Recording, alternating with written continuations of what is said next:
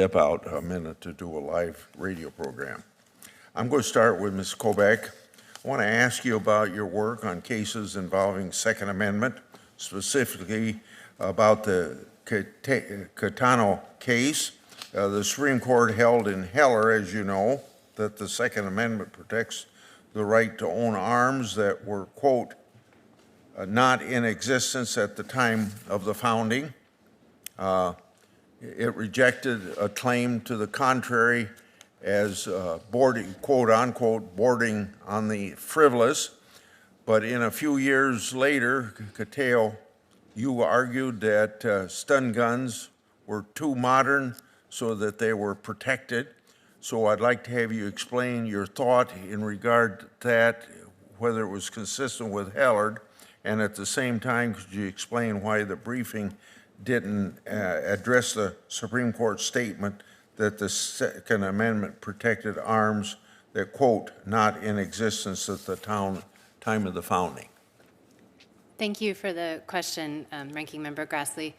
In my capacity as Assistant Attorney General, I was assigned to write or co-author the brief in opposition to certiorari in the Catano case. The initial decision to bring charges was made by the district attorney, and the district attorney handled the case at the trial court level and on appeal in the Supreme Judicial Court. So our role, the Attorney General's office took over representation of the case when the case reached the Supreme Court. Our argument in the brief was simply that the Supreme Court should deny the petition for a writ of certiorari.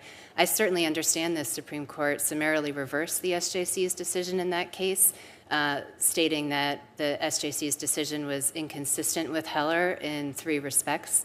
And I want to affirm, Senator, that in every case I've handled involving the Second Amendment, my arguments have been based on Heller and McDonald, and I would adhere to all of the Supreme Court's precedent on the Second Amendment, including its recent decision in Bruin, if I were so fortunate as to be confirmed. Okay, thank you. Now, Mr. Reyes, I want to ask about a recent order reversing bail package that you had approved. In Sternquist, the defendant was charged with possessing fraudulent badges and credentials for federal agencies. The government claimed the defendant had more than 50 fraudulent law enforcement badges.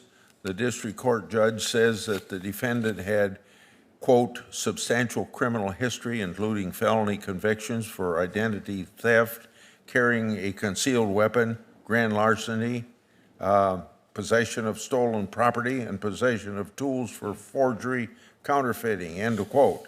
The defendant also had a history of not complying with court orders. When her release was searched, the government found numerous firearms, including two fully automatic rifles. I understand that there had been errors in the defendant's medical care, but the district court judge made a compelling case for flight risk and community danger. So I'd like to have you explain your thinking on granting bail in that case. Thank you, Ranking Member Grassley.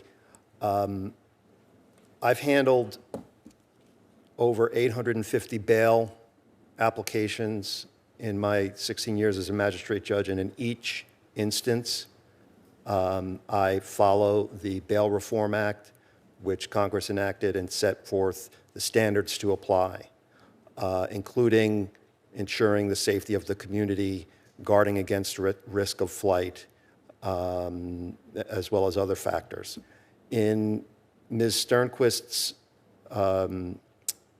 case, she presented with significant health issues, including being in a wheelchair, not having any mobility, other significant health issues that I don't want to mention on the record, but that were caused by the treatment that she received at the Metropolitan Detention Center.